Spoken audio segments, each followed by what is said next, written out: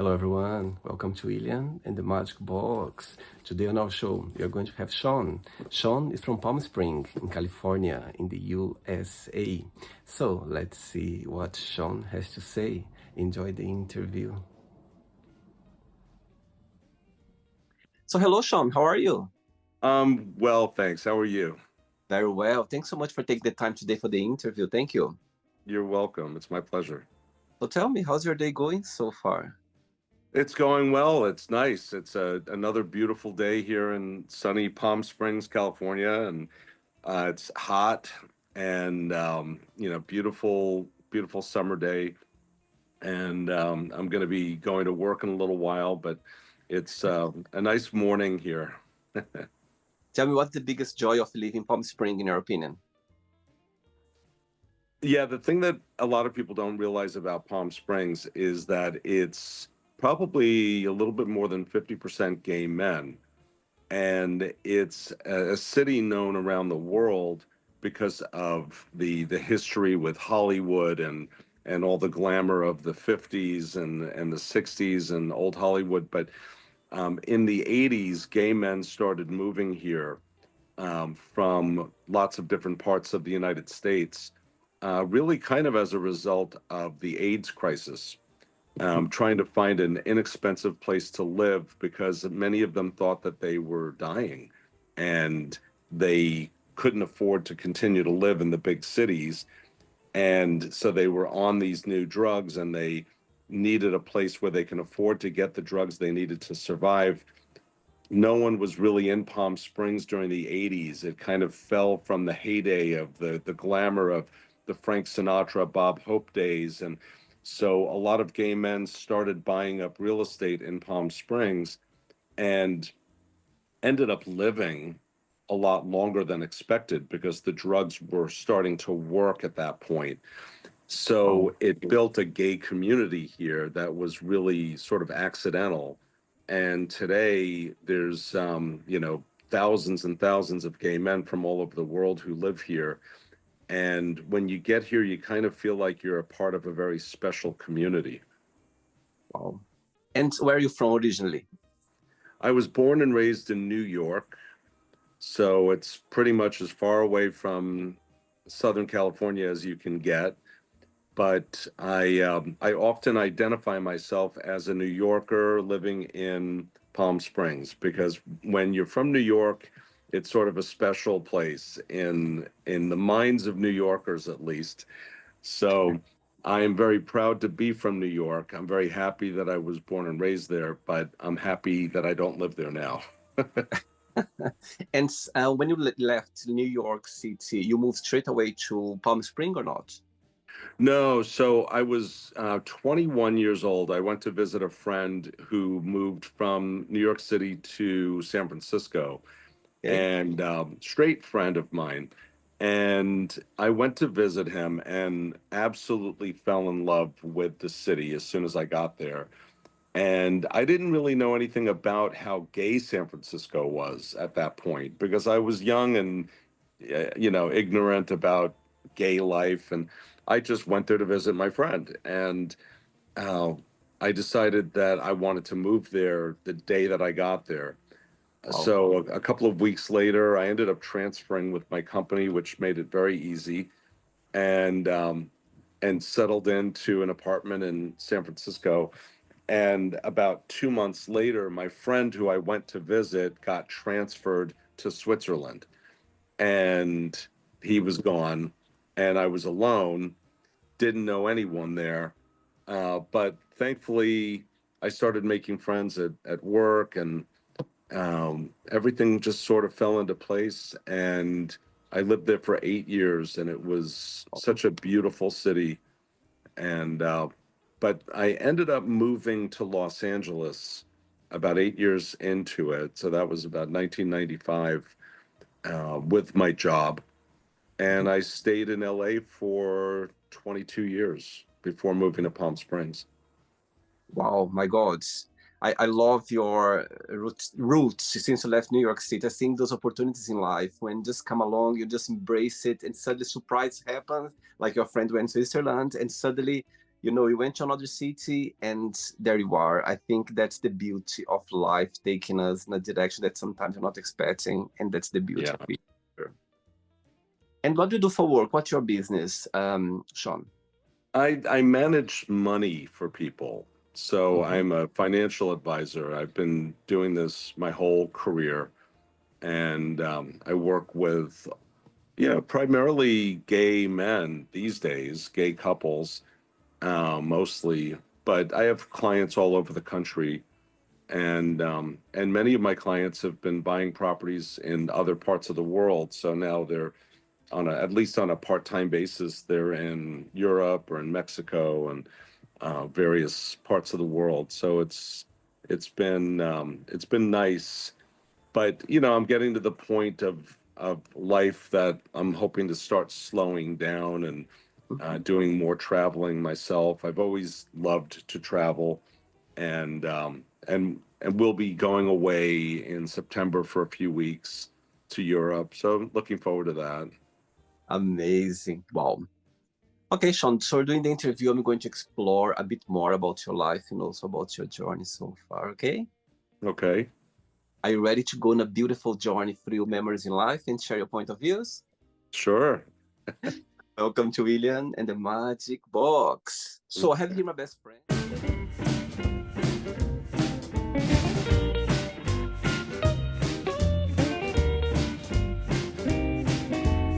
Of random fun questions. So what I'm going to do, I'm just going to play a song just for us to relax before the first question, okay? Okay. Amazing.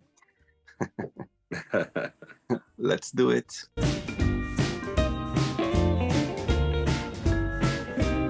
Right, so before we start the game, during the journey, if it comes up a question that you don't want to answer, don't want to talk about, always can change, okay? Okay. Amazing. First question is, what is the most difficult thing have you ever done? Hmm. The most difficult thing that I've ever done, I think, would be when I was 56 years old. So this was 3.5 years ago. I decided to quit my job in a company and an industry that I'd been working in my whole career, and I went independent and I opened up my own office and my own firm. It was a huge risk because there's so many legal situations going on with doing something like that with clients, and whether the clients will follow me, and will the other company come after me and try to sue me for stealing their clients or whatever. But at the end of the day, when a client is working with you to manage their investments, if they choose to leave a firm and follow you, it's their business, and but it's a very tricky situation, and it was scary and stressful, and there was a lot of unknowns. uh, I had no idea if clients would follow me, or if I would be successful, or if the business would work, or if it would fail. And thankfully it all worked out well, and it's actually worked out better than I could have imagined. Oh, But for about a year, about 6 months before and 6 months after the transition, it was incredibly stressful and scary. wow.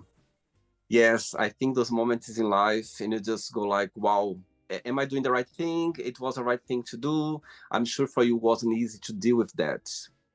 My question for you is, tell me what was the turn point? What for you, the moment when you felt like, okay, I can change my career, I can work for myself, I can, take my knowledge through those years and find my own business. Did something happen, or just naturally just felt like changing your life? Yeah, actually, the turning point for me was I I was a gay man as a financial advisor in a predominantly straight white male industry, and a straight white Christian male industry with a lot of Trump supporters and Republicans. And so other than being white, I couldn't be more different than all of these people that I worked with. And the company was not very open or supportive of me as a gay man. Everyone was really kind of uncomfortable with it, honestly. And I was working in a city that has so many gay people, and many of my clients were gay. So I wanted to create marketing material or seminars or things that I do professionally that were catered toward gay men primarily. And the firm I worked for wasn't supporting that at all. And after some time of trying to get recognized for my success in the business and being overlooked, I one day I just said, you know what, I'm done. I'm going to go independent. I knew it was an option, and I said, if I don't do it now, I'm never going to do it. And I took the leap. Wow, beautiful. I love that. I think sometimes that's just said, that was the point. You just felt it. The intuition was there. You're like, okay, it's time now. So I think it's not easy, but it's something that for sure, when you look back, was the right decision for sure. Not just for you, but for the community that you embrace and is part of your being you for sure. Yeah, I definitely don't regret it. Amazing. Next question. Let's do it. Yes, you can always dance with me. Next question is, what do you consider most romantic?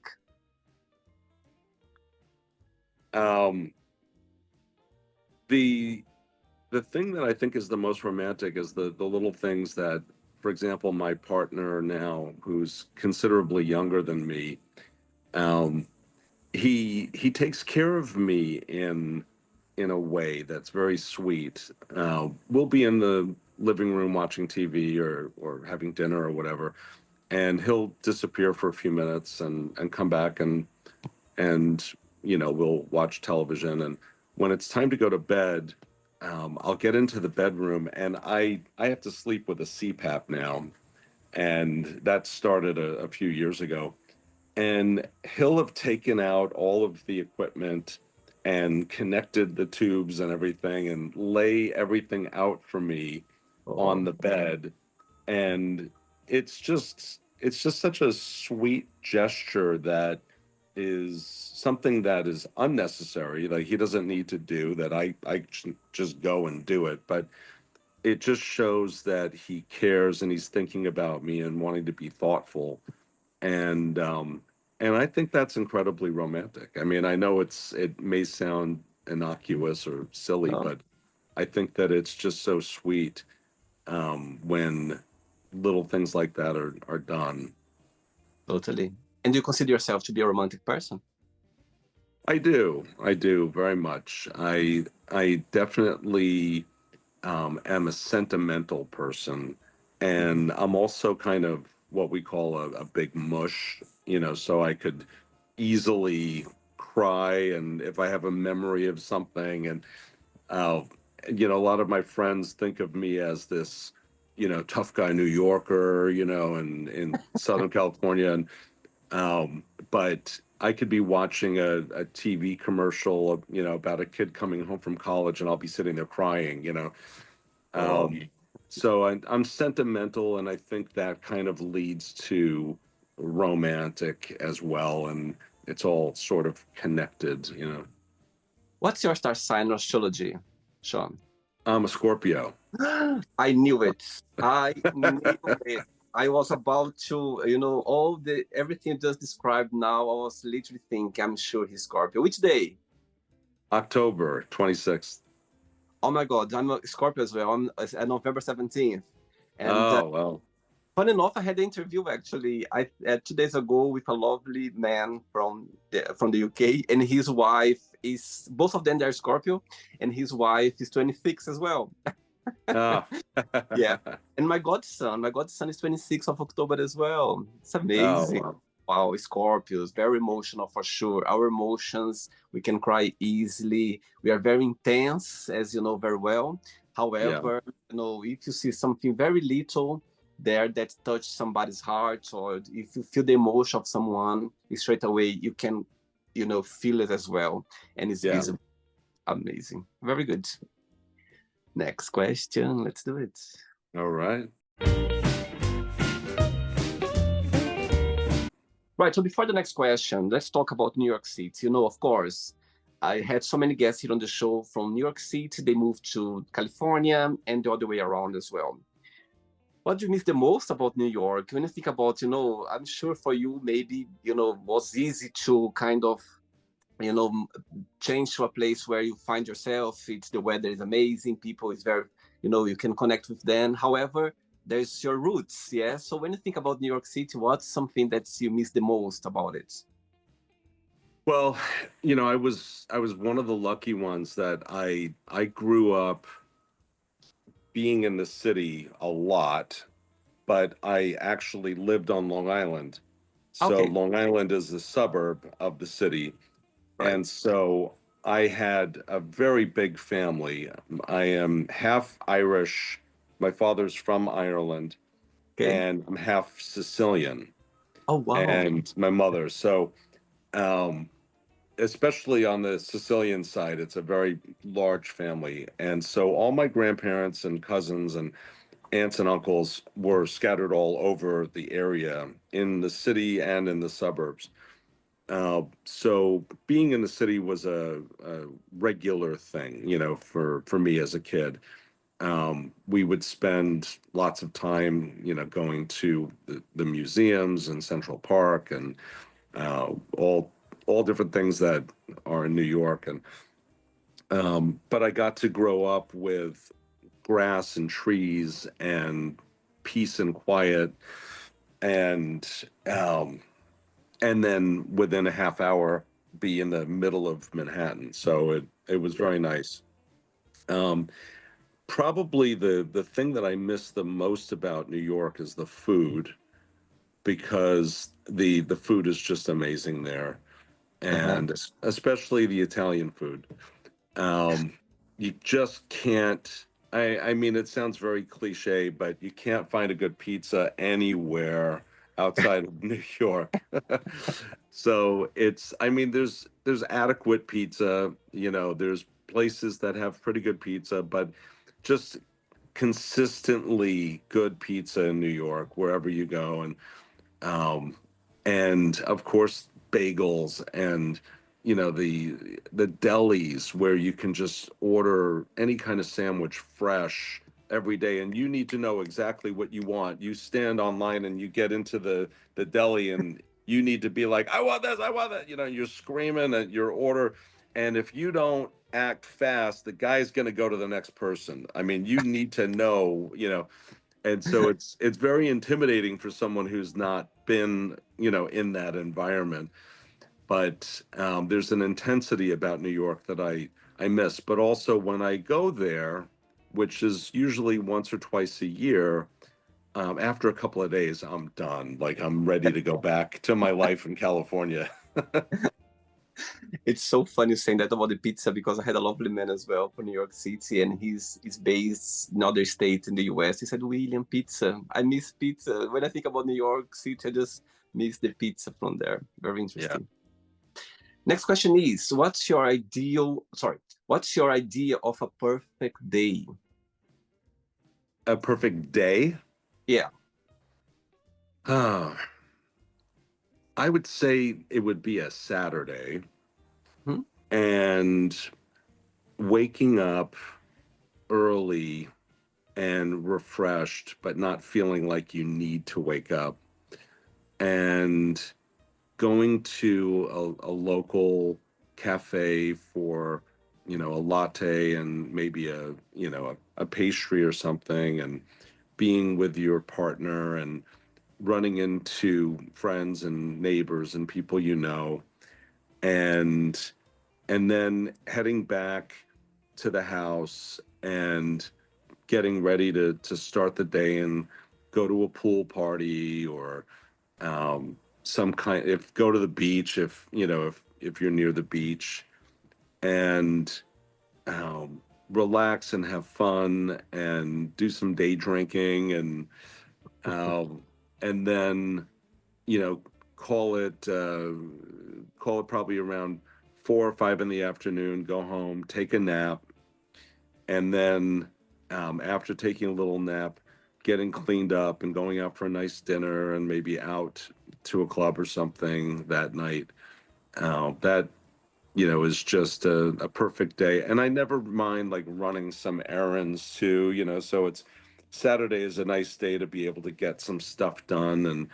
And that's something that, going back to the romance question, there's something very romantic about running errands with your life Yep. partner, your husband, wife, whatever. You have to get things done, you do it together, and it may seem boring or silly to other people, but getting it Yep. done with the person you love is always very nice. It's very intimate, isn't it? Someone that knows you very well, knows the house very well, and somehow that's the connection. Because if you're gonna do this, automatically you know what you need to do after, and that's the connection and the therapy of the day as well. That's Yeah. amazing. What's the biggest joy of being Sean? What do you like the most about being you? Hmm. The thing I like most about being me, well, I'd say that I'm a very social person. So I'm a people person. I like to be around people. I like to have fun. Um, I like to be around people who have good energy Yep. and um, don't get involved with the drama and negativity and know how to stay away from those kinds of conversations and just enjoy life. Life is so short, and you just never know what each day has in store for you, and tomorrow is not promised to any of us. And I feel like I've learned that lesson over the years, starting in my 20s when I lost so many friends during the AIDS crisis. And Mhm. so I feel like I appreciate life, which is why I've taken big risks like I did with my career and many other things that I've done. And so I feel like I'm a person that lives with very few regrets, and I really like that about myself. Beautiful, amazing. Next question. Ready? Yes. Let's do it. Next one.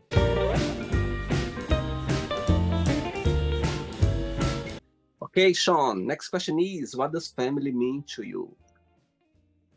Family means everything to me, except the word family has a couple of different definitions to me. So there's my family who I was born and raised with. That family has dwindled over the years because my both my parents are gone, my brother is gone, all of my aunts and uncles are gone at this point. I was the youngest in my family, and my mother was the youngest in her very large family. So many of my aunts and uncles were old enough to be my grandparents when I was a kid. Right. So I grew up with this really big family, and we were all very close. We got together every weekend, and I have so many great memories of that. But everyone other than my sister and her little nuclear family, they're all gone at this point. So being connected to my sister and her kids and her grandkids is so important to me because it's a history that I have with them and a connection, a blood connection, but also a lifelong connection. But then I have a couple of other families. I have chosen families of Yeah. friends who I've been friends with for decades, and many of them are scattered around the globe. But when I see them, it's as if we saw each other yesterday. We're still right back at the same place. And I always know that they're there and I can call them and share news with them. And then there's my partner's family, who I absolutely adore, and I feel so lucky to be a part of because he has this amazing family, and there's a lot of people in it, and they're all very close. They all live very close to each other, far away from us, unfortunately. But when we get together with them, they have been completely accepting of me from the start. Wow. So I feel like I'm a part of that family as well. So I just feel very lucky to have all these different families. I love that, Sean. I love the way you express yourself with families, and I loved it because the thing, as I said, I understand very well about chosen family. Actually, they're not even chosen. I think the universe put them to us. We didn't choose them. We don't choose friends or family. They come to us somehow. Besides your partner, which person, in your life right now you feel more close to besides him? There is anyone that, for example, any situation, it would come straight away for you to talk with or to share something. There is someone? Yeah, I would say my best friend um, of 29 years. He was my partner for 10 years, the first 10 years that we met, and our relationship evolved into a friendship. Mhm. So when we got to a point where we realized that it didn't make sense for us to call each other boyfriends or partners at the time, um, we evolved into a friendship. And we talk probably every day. We see each other. He lives here in the desert. Um, we talk all the time. He's the person that if anything is going on in my life, I would feel like I'm going to call first and tell. Okay, so he's watching this interview right now. When you have a moment, an opportunity to send him a message, what would you say? He's watching. Well, I would say, Dan, even though you drive me crazy and you do, I love you more than anything. You're my family. You are someone who will be in my life. Now I'm getting mushy. Oh, sweet. But you're someone that will be in my life forever, and I'll always be there to help you and take care of you. Yeah. Goosebump. Your emotions went all the way through to London. My God, it's beautiful, beautiful, Sean. And oh my God, oh, look if you could see my arm right now. I think it was again back to family, back to connection. Those people they come into our life that we even cannot explain how.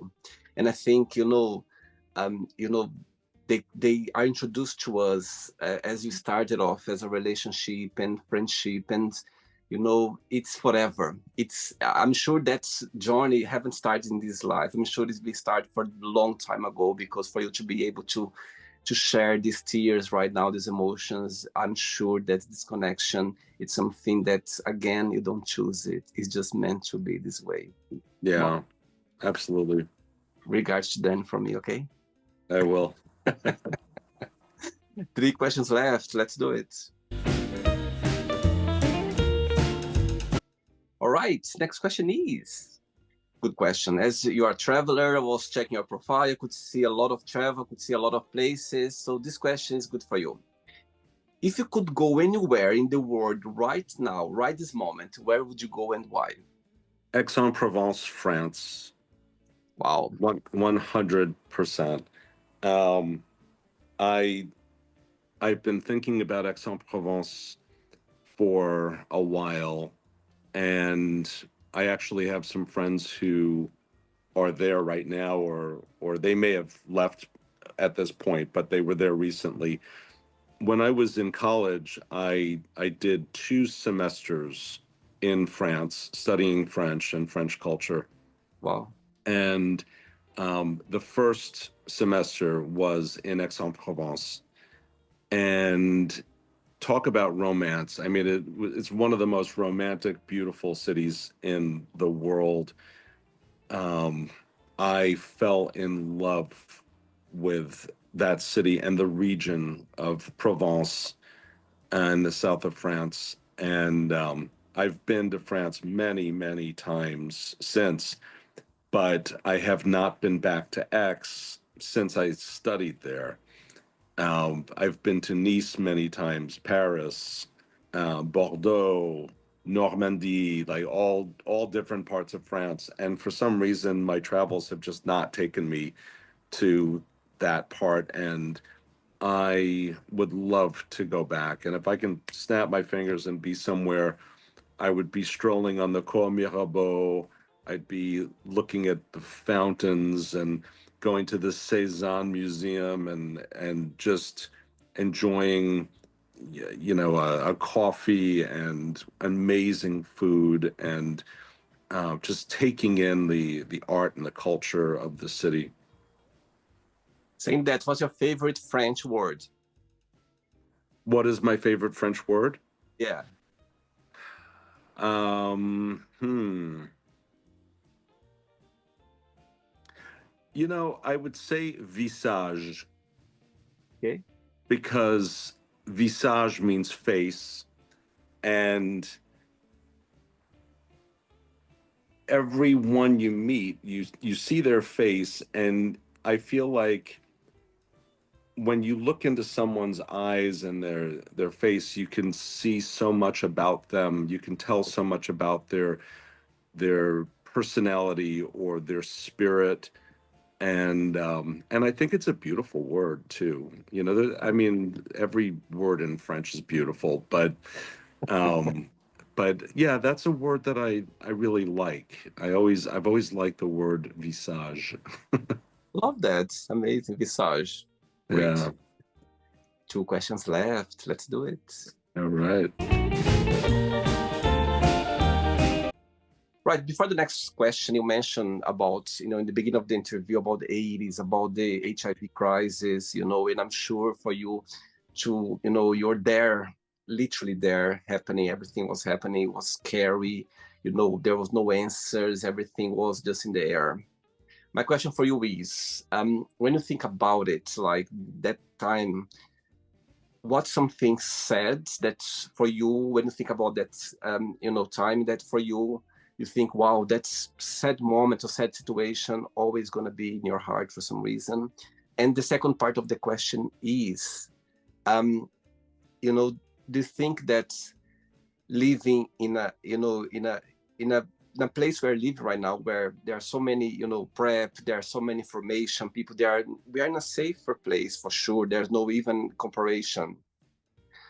What do you think about that? Do you think that, people nowadays, they, with all the information there, do you think people, they sometimes they can take, for advantage, or do you think people, we are aware, we are well informed, and if people, they're more relaxed about that, the stigma that's always, live in a place like Palm Springs, very gay, do you think that the stigma about HIV is being broken, or do you think, they're still there? So those 2 questions, if you could share. Yeah.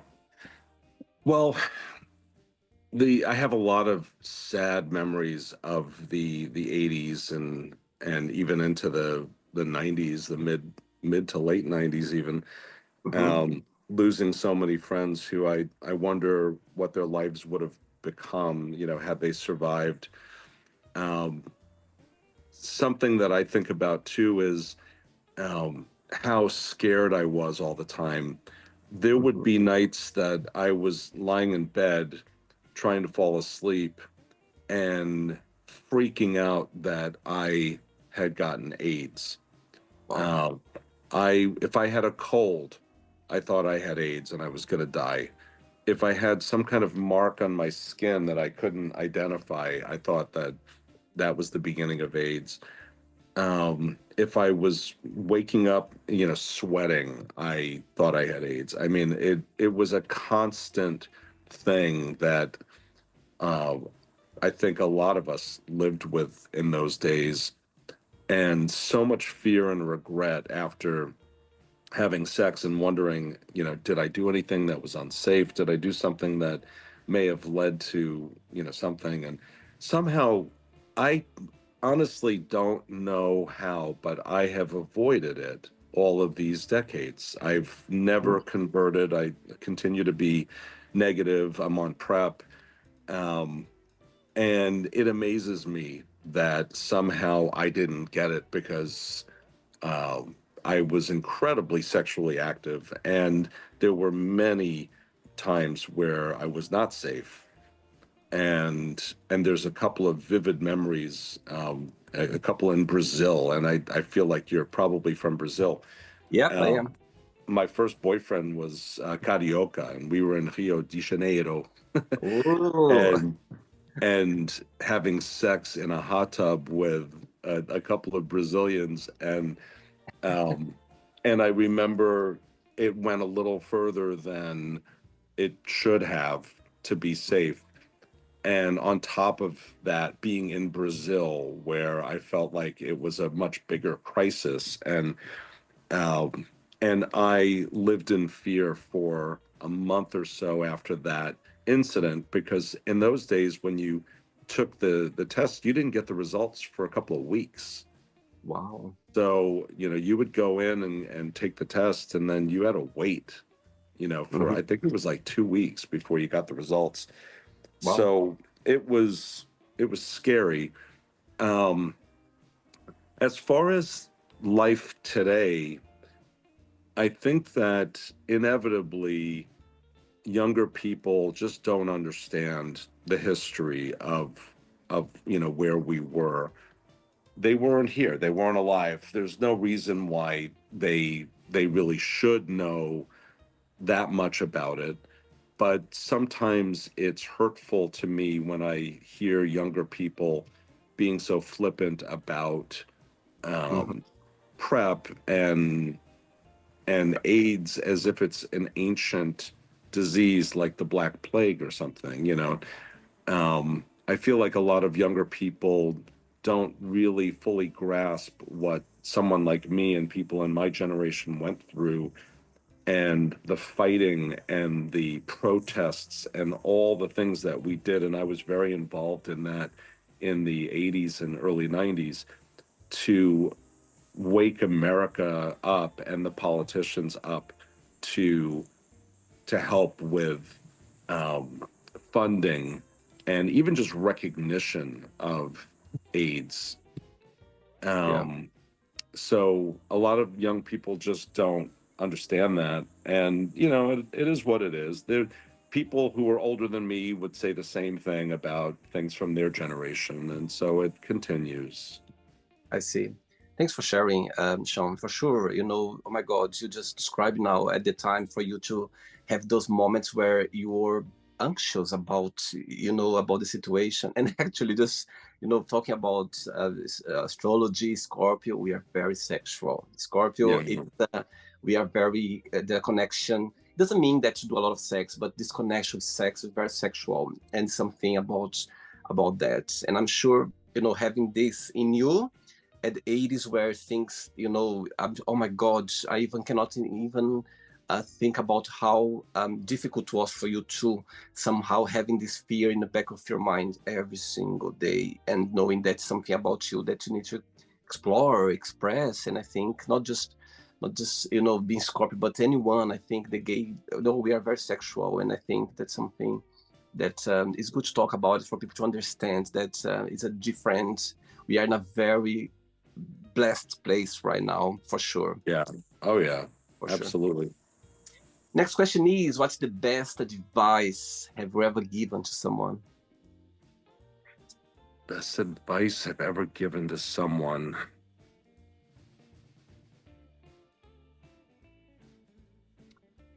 There's a couple of people who I've mentored.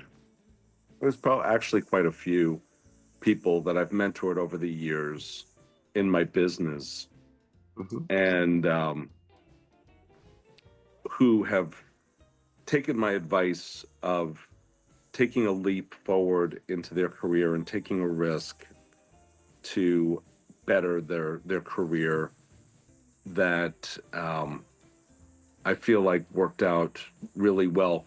But you know what, actually, now that I think about it, I have a friend who, at the age of 40 something, went back to college, Wow. and he told me that it was in part because of me, because I went to college right out of high school, and I dropped out very quickly. I dropped out within a little over a year to pursue my career. Mhm. And back in those days, you didn't need a college degree to pursue my career. It was much easier to get in. And so I ended up building up my career. And then 12 years later, I went back to college. Wow. So I didn't graduate college until I was 36 years old. And I went back for the full college experience. I took a leave of absence from work and I went back and I did it. I had to start over from the beginning, but I did a full 4 years at a big university in this country, um, and it was the greatest thing that I've ever done. Wow. And um, and I walked into college at the age of 32, one person, and I walked out a completely different person 4 years later, speaking French, and I didn't even major in French. You know, I majored in econ and business, but French became this other thing that I discovered while in college that changed my life, and history and so many other things. And so I was sharing all of this with a friend of mine who had been a professional waiter for many years in really expensive hotel restaurants. And because of my experience and my advice, he ended up deciding to go back to school. Wow. And he graduated from one of the top universities in the country. And I can't remember how old he was, but I think he was well into his 40s, maybe even his early 50s. And Wow. he thanked me for it, saying that I was an inspiration to him to do Wow. that. And that's completely changed his life. Amazing. And, you know, he's able to retire now with, you know, enough money to survive and not have to work, which wouldn't have been the case if he had stayed in his restaurant job. Wow. So I think that was probably one of the best stories of advice that I gave someone to just do it, just go for it. It'll change your life, and you'll look back and you'll wish that you had done it sooner, you know. And he did it, and it worked out really well, and it makes me very happy.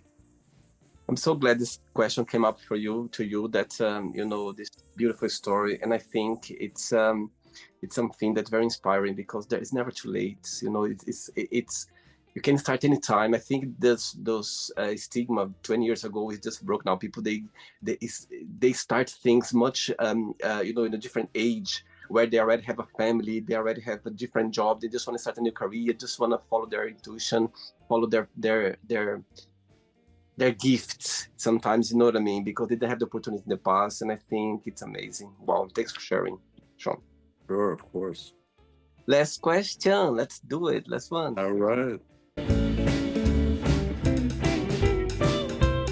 All right, but before the last question, since you start your business, you know, tell me a moment or a situation that you're never gonna forget that so far has been the highlights of your journey, you know, since you start this, you know, journey as, you know, being your own boss. Hmm. If you can share. Highlight. Um, let's see. Well, you know, a kind of a funny highlight is that one of the things that I did when I became independent to ensure that I can protect myself from my former firm from accusing me of stealing clients or going after their clients is it was suggested that I do a lot of advertising. Right. And so I came up with this idea to get a big billboard. And so I got this huge billboard with my face on it and the name of my firm, my email, or not my email, my website, and my phone number. So it was just very simple, you know. And the name of my firm has my name in it. So the name of my firm, website, phone number, and my picture that took up a good third of the billboard. and I had it placed on a major corridor in town that a lot of people drive in, and it's one that is driven by locals and not as many tourists, because most of the tourists who drive here either go to the airport or they drive out of town to, towards Los Angeles. And so I chose a street that was heavily trafficked by locals. And right after putting the billboard up, there was this major rainstorm that we had, and it only rains a couple of times a year here. And when it rains, and especially if it rains hard, the streets and everything gets flooded very quickly because the ground is so dry. The corridor that I had in my billboard is a relatively new bridge that connects two cities over a wash, over an area that turns into a river when heavy rains come. And most of the year it's completely dry and it just looks like a big gully, but it turns into a rushing river suddenly. And when it rains, a lot of the streets close. So this street was the one open street that everyone was forced to use during the storm. And the traffic was crazy, and people were stuck, for 20 minutes getting over this bridge, where usually it just takes you 3 minutes. So I got all of these calls from people who were staring at my billboard, in traffic. And so I'm at my office. My assistant was busy on the phone, and the phone is ringing, and I thought it might be a client that I was expecting. So I picked it up, which I don't usually do. And it was this man, and he said, hey, is this the guy on the billboard? And I said, yeah, as a matter of fact, I am. And he said, I'm stuck on the bridge right now looking at your face, and it made me realize that I have all this money at a broker where I used to live, Oh my God. and I'd really rather have it somewhere local. Are you taking new clients? And I said, yes, of course I am. And so he said, well, I'd love to meet you. I'm not sure if I have enough to qualify. I have about $3-4 million. Is that enough? And I'm like, yeah, that's great. That's fine. I Oh, felt like saying, well, let me check. Hold on. But so he ended up coming to the office the next day and moved all of his accounts. oh my God. And it was all because of that billboard, I love which was just amazing. And I got several calls like that, but this guy was the biggest of all of them. Yeah. And the billboard's still there or not? Not right now. So I've had it up twice over the Right. last couple of years. And but right now I'm not really in a position to take on many new clients, so I didn't want to spend the money at this point. But I was hoping that maybe next year I would do it again. I see. I'm just wondering now, when the guy said, "Oh, I've got 2 or 3 million to invest," you're like, "Okay, wait a minute, I'm gonna double check with my assistant. I'll get her to call you back or him to call you back." Imagine. Amazing. I love this story. Last question is that a dream you always had?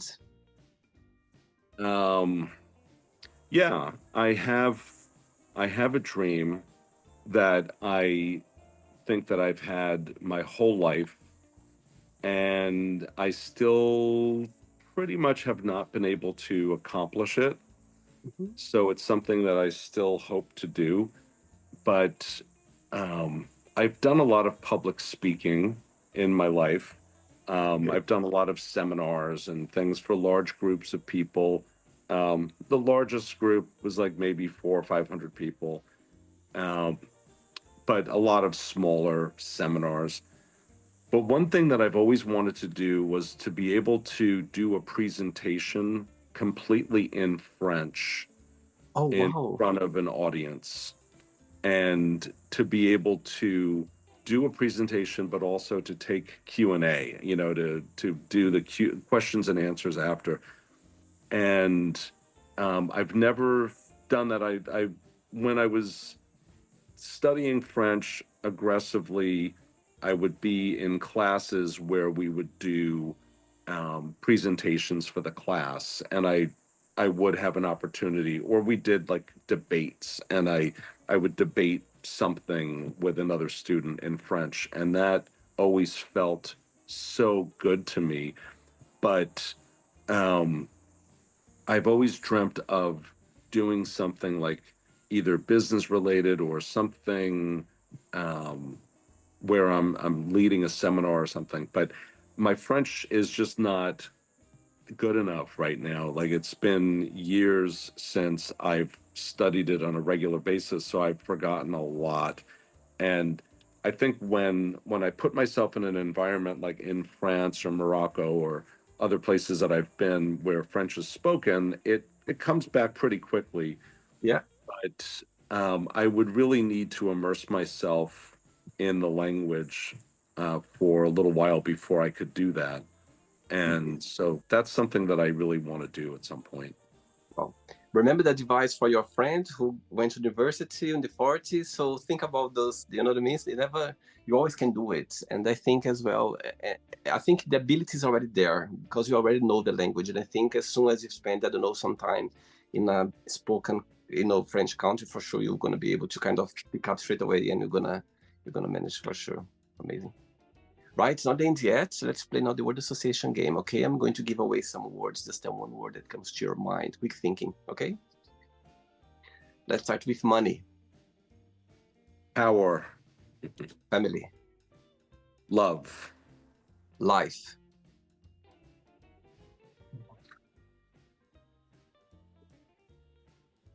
I was going to say love again. okay? Not right or wrong, Yeah, okay? Fear, sadness, religion, ignorance, love,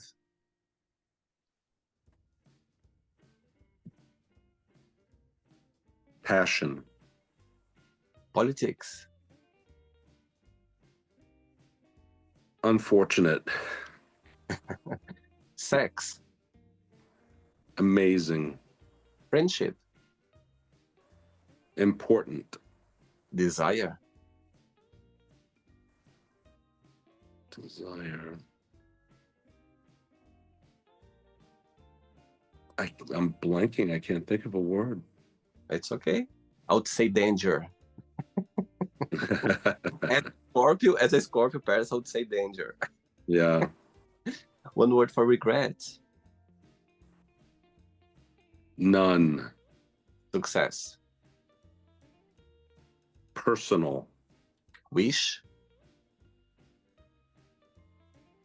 dream, happiness,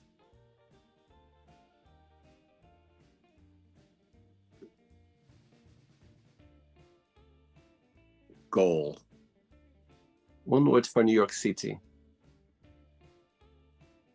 chaos, one word for California, beautiful, USA, sad, and the last one now, if you could define your business in one word, what that would be? relationships. Amazing.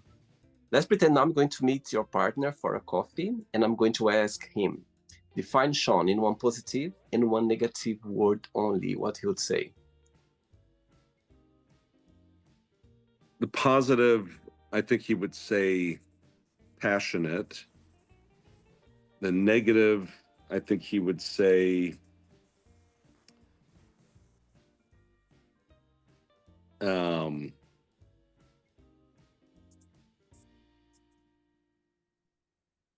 not neurotic. No, not neurotic.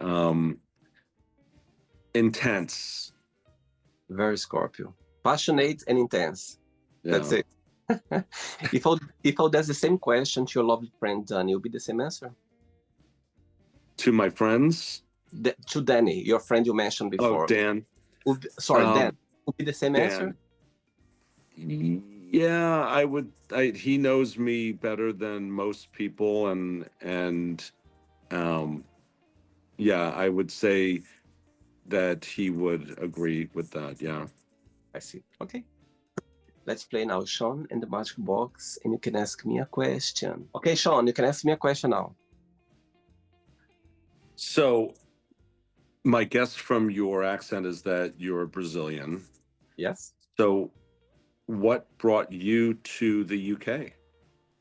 Do you have another 2 hours to talk about it?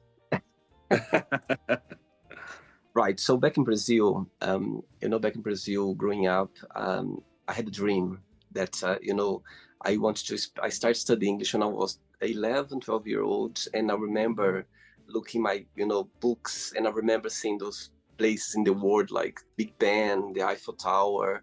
I was like, oh my God, I want to be there one day. So I've always been very passionate about, the English language. And back in Brazil at the time, as a teenager, my dream was to live in a place where I could speak English every single day. That was a dream. And of course, back in Brazil, we have this America dream. Every Brazilian just want to go to the US, so including myself. Long story short, when I was 19-year-old, I had the opportunity to move to Portugal. And from Portugal, I moved to England. And guess what? I live a dream because I speak English every day. Mhm. So one of the main reasons was the language. I always loved the language. I fell in love so easily and quick as well. And also, I always wanted to help my family, my parents, to give them a better life. So I've been very adventurous. I always had this willpower. And I think this, personality of going after my dreams and going after the opportunities in life's always been around me. So yeah, like very briefly, the two main reason was about, speaking English, learning English every day, and also, you know, helping my family back in Brazil, improving myself, go after, get opportunities in life. So that was the two main reasons why I left Brazil. Yeah. And what part of Brazil were you from? It's a state called Mato Grosso in the, center of Brazil. It's like 2 hours by plane from São Paulo, Rio. Yeah. Okay. Yeah. So have you been? So you just explore Rio de Janeiro, or you went to another place as well? Mostly just Rio. I went to a little town in the state of Sao Paulo called Paraty. Paraty, very famous. Yeah. Yeah. But besides that, and that was a magical place. But besides that, mostly all in Rio, I see. staying in various neighborhoods of Rio with locals. So I went Yeah, there once and I stayed in a hotel right on Ipanema Beach. But most of the time I went there, I was staying with friends and family of my boyfriend. I see. Did you enjoy the interview, Sean?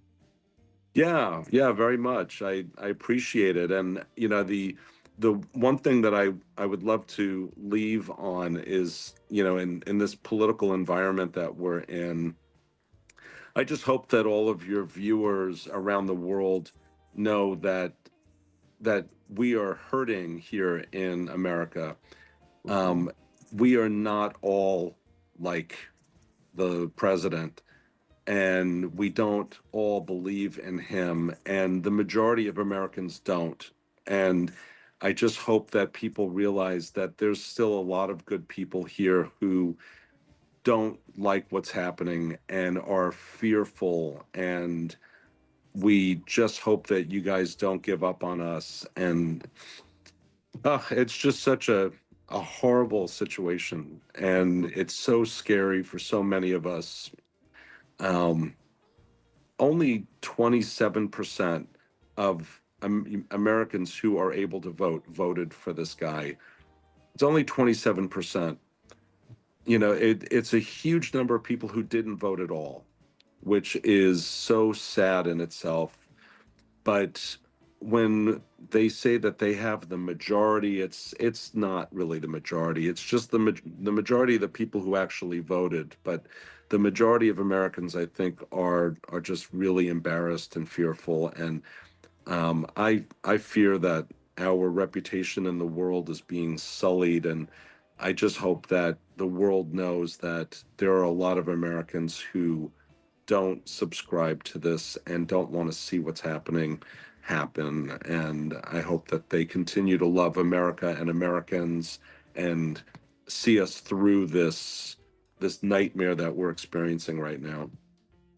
Beautiful message, beautiful message. I think it's amazing to, to hear someone in the US talking about that right now. And I'm sure people watch this interview, they appreciate as well. And I think the support around the world, it's from what you just said right now for your side, for sure. So thanks, Sean. Thanks for taking the time. Thanks for being so kind and sweet and being so open as well.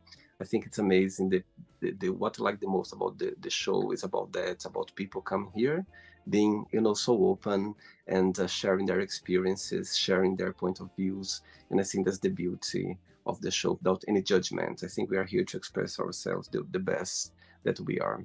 So I appreciate your time. I appreciate for you. I know you're a busy man and you took the time, this beautiful day behind you that I can see it for the interview. So thanks again. And yeah, so before I always ask my guests in the end to leave a message, and you already did. Very well said. So thanks again for the interview. It was a pleasure connecting. Okay. Thank you so much. I appreciate it. Amazing. Bye. Amazing. And, regards to your friends, your family, and your partner, and you keep in touch. It was a pleasure having you on the show. Okay, enjoy your day. Same here. Thank you so much, William. Take care. Bye-bye. Right. Bye-bye. Bye. So, did you like the show? Don't forget to give a like, to share it, and also don't forget to subscribe to the channel. And if you'd like to be part of the show as well, first, subscribe to our channel, and after that, just go to our website, www.williamandthemagicbox.com, and send us a request saying why would you like to be part of the show. And I see you there. Bye bye, see you next time.